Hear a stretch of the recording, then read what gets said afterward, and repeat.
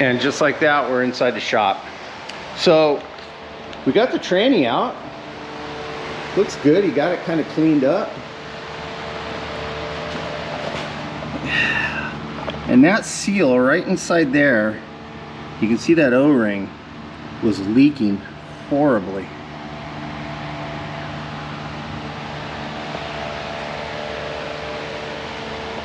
We had put a new rear seal in it some time ago, a long time ago, and I also think that that seal is leaking. So we'll have to get this thing up and, oh wait, that seal is leaking.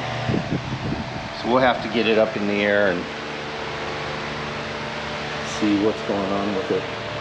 But this thing hasn't been out of this car since the 50s. So anyway, I'm gonna pull some numbers off of this transmission and go down and see if I can find the seals for it.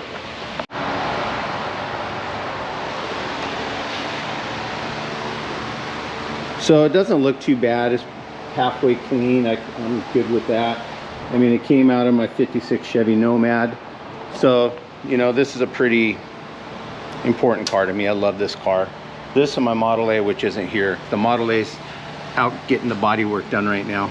Body work and paint. But this is my 56 Chevy. They only made, I think, about 4,500 of them. 4,500 or 8,500, something like that. I'll look it up. I think it's closer to 4,500. But it is a 1956 Chevy Nomad. It's the two-door station wagon. And they make made a lot of station wagons. They made a lot of 110s, 210s, all that kind of stuff. But this is the Bel Air. And the way you can tell the difference between them is when you got these stripes on the roof. And also this pillar, the B pillar, slopes. So it kind of has flow with it. And also you get the Nomad stripes on the tailgate and the lift gate there. But oh, and you know, another cool thing about a 56 Chevy, they hide the gas cap underneath the light. So that's pretty cool.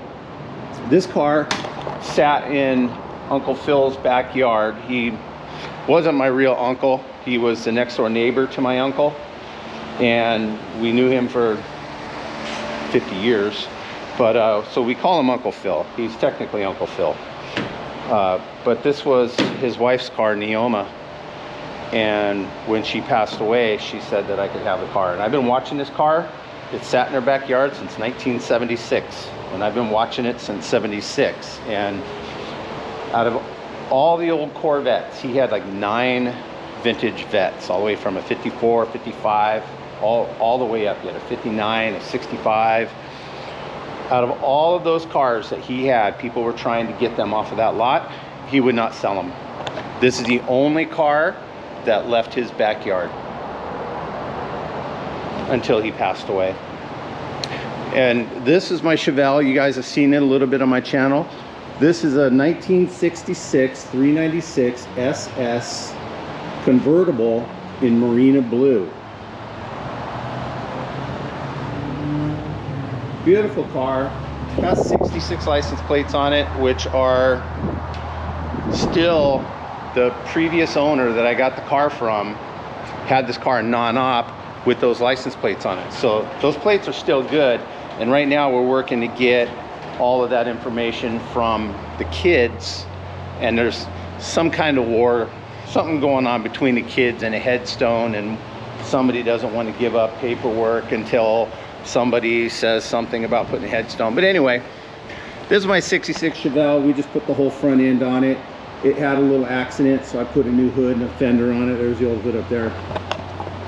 But this is my shop. And you guys, here's what we're doing with this shop. This shop is part of my YouTube channel. If you guys have a car, and we did this once before in a video. If you got a car, if you got an old classic hot rod, or you got a supercar, and you want to do some light modifications, my shop is yours. Come on down, we'll shoot some video, we'll fix your car, we'll put the wing on it, or we'll replace a fender, or we'll do a really fast engine swap. If you guys need a place to do that and you want to do it in my shop and you want to make a video with it, we'll put you on my YouTube channel. bring it on down. I don't want cars coming in here for a month. You know, I'm gonna say a time limit of 5 days. So if your car can come in here for 5 days and we can get a project done and make a couple videos, bring it down. My shop is free to use. I got some tools. They're kind of a mess, but I've got a shop, lifts. I got the lifts back there we could use. I got the lift that the Nomad is on right now, and we'll do some projects on your car. But anyway, we're gonna go right now try to get some seals for this transmission, and then we're gonna go put a new set of tires on the Supercar Garage Lamborghini, because we went out and basically burnt them off. Well, there's still a little bit of tire left on them. I'm gonna have to go, I'll go pay for my tires and bring them back here, and then we'll go put the tires on it. But any hoot, nobody came in today. So I'm gonna try to find out why nobody's here. And because remember, I just got back to Vegas. But anyway, I'll see you guys in a few. So guys, my workers were on a job today, so I didn't have helpers in the shop. And I kind of just went in and pounded out my seals. All that is a front torque converter seal and a drive shaft seal. And one of the auto parts stores, Napa over here, has the torque converter seal, which is the important one. So I'm gonna go pick that up and then call around and try to find the other seal. But I can put the tranny back in with the torque converter seal. So at least we'll be good there. And just like that, we're back. We got some seals. We got the new seals for the Nomad. Here's one of the old ones right here. Look at how beefy this thing was. Look, it's got that inside lip down inside there, so it's like a double wall. And the replacement for both of these seals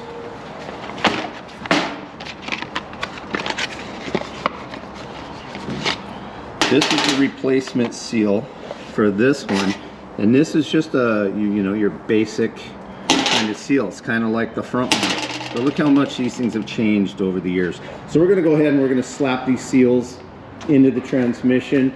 We're going to check that output right there on the shifter. We're going to check that seal and see what we can do with it, and we're going to go ahead and get this car back up in the air, and we're going to put the tranny back in it, and hopefully she doesn't leak.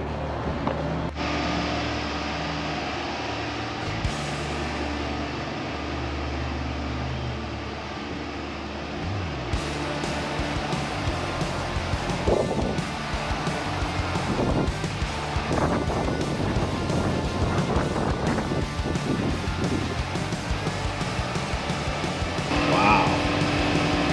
Look at that torque converter, man. That's crazy. So let's get this thing up in the air. Gotta love Harbor Freight. So get that pretty cleaned out.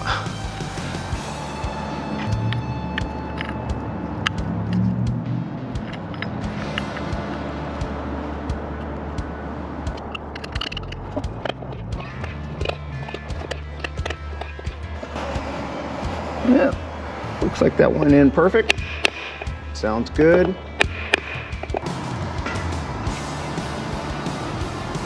Front seal's good. Got it good and clean. Let's pull this seal out of the box and see how it looks.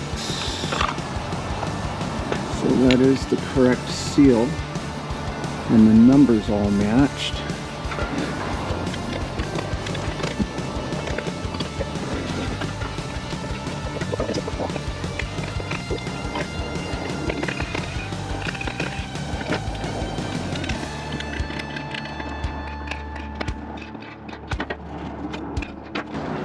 All right, well, that seal appears to have gone in pretty good.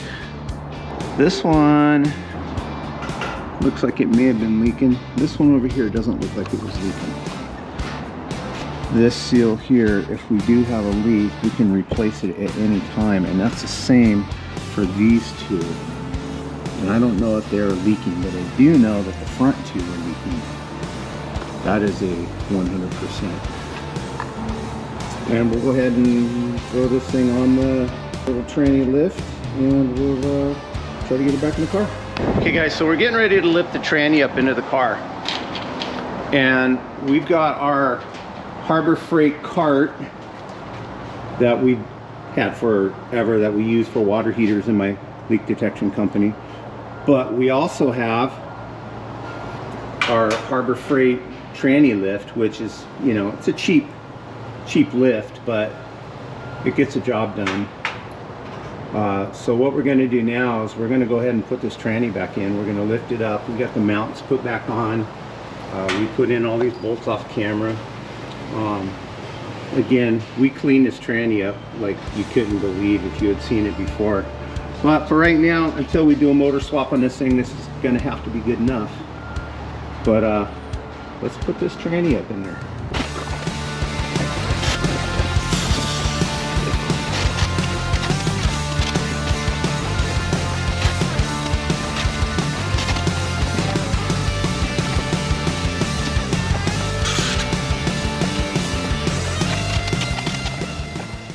So guys, what happened is our mounts for the tranny are stopping us from putting it up in there evenly.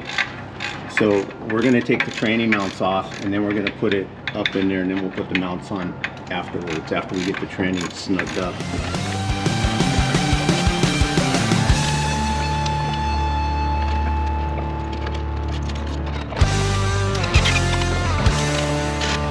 So we got it mounted. Unfortunately, we broke that one off.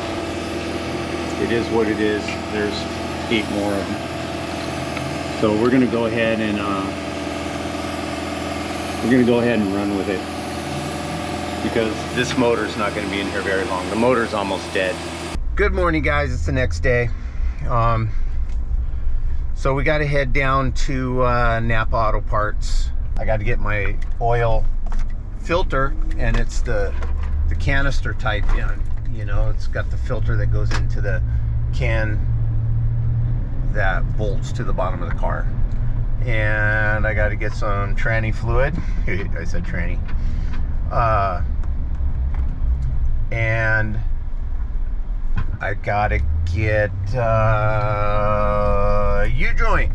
We managed to lose one of the U-joint caps. How that happens, I have no clue, but we lost a cap. So we're gonna head on down to Napa Auto Parts down the street, because they actually have my oil filter in stock. Hopefully they have all the O-rings and the seals that go with it. But I will see you guys as soon as I'm done.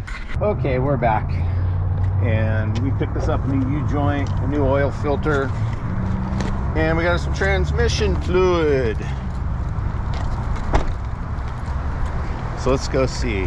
I had Ricardo taking out the U-joint while we were gone. He said he got it out. We'll bring it back over here onto this bench, and we'll put the new one in.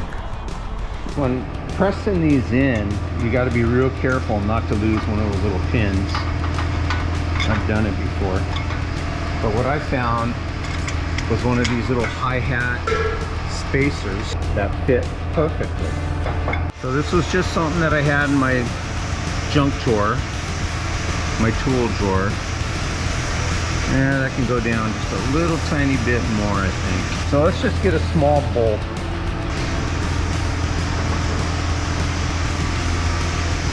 Don't put too much pressure on it when you do this, because you don't want to cave in that back part.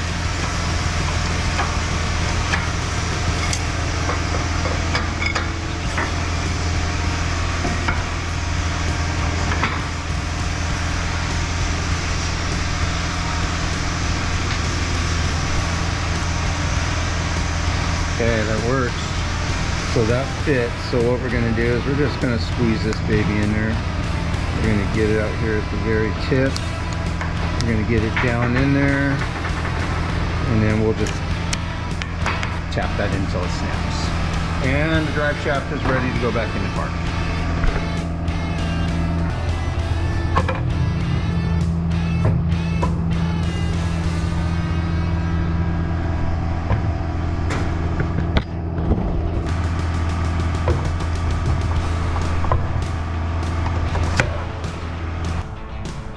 So I want to take that plug out so that I can tell if that inner seal is leaking, which is the one that was leaking in the first place. If I leave the plug in, it'll just, the whole bell housing will just fill up with oil.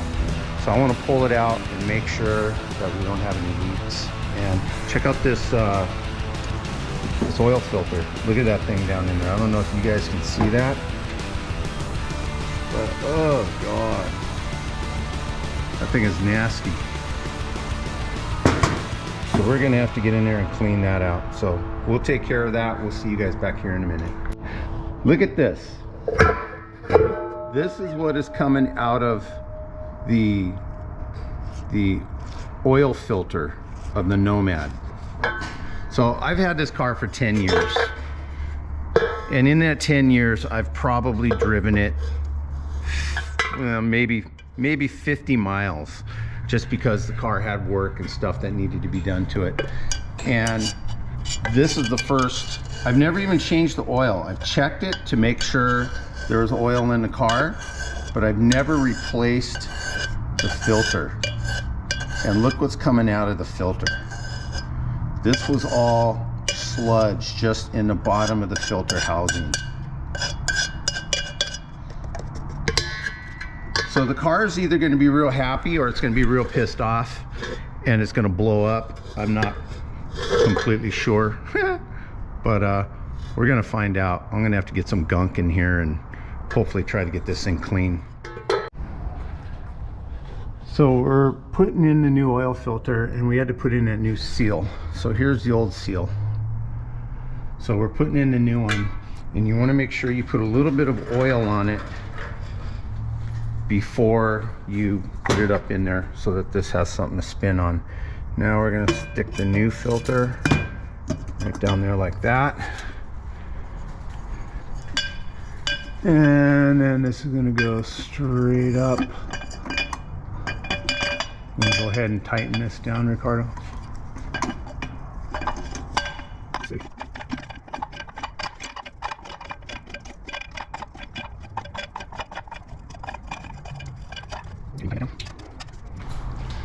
Okay, so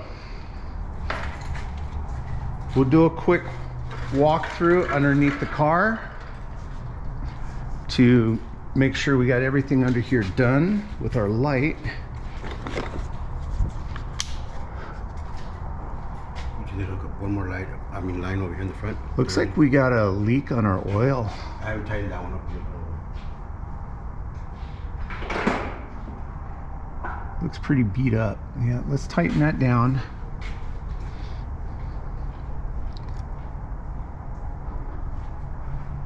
Drive shaft is in. Looks good back here. Transmission. Everything's tight back here. Mounts are all good. We made that little spacer, so hopefully this thing shifts into park better than it used to, because it didn't used to. We are going to have to get a new speedometer cable, but that shouldn't leak. And yeah, that's good. Let's set this baby down on the ground. Old school, but you know what? It works for right now. It takes up a little bit less room than a big two-poster. Just uses a lot of air and sometimes kind of jerky. So we'll get these front lines hooked up. They're right down there. There's one on each side. We'll go ahead and get those hooked up, and we'll put some motor oil in her and see what happens. Well, we got the Nomad all done. We got the transmission in it. Everything worked good there. We had a problem with our battery cable going to the starter, shorted out against the exhaust pipe, but we got that fixed. We filled her up with oil and took her for a drive, and she seems to be running pretty good. So I'm thinking this car here might be ready for a Cars and Coffee here pretty soon. I got her all registered, she's insured, everything's done, all the lights work. I actually have everything on this car done just to make it drivable. So good times. The Chevelle is next. We're gonna get the electrical done in it and get all the lights working. It is not registered yet. I'm having an issue with the previous owner, who, anyway, long story, they passed away and the kids had the car, but trying to get the records from it. But yeah, there it is. The Nomad's ready to go.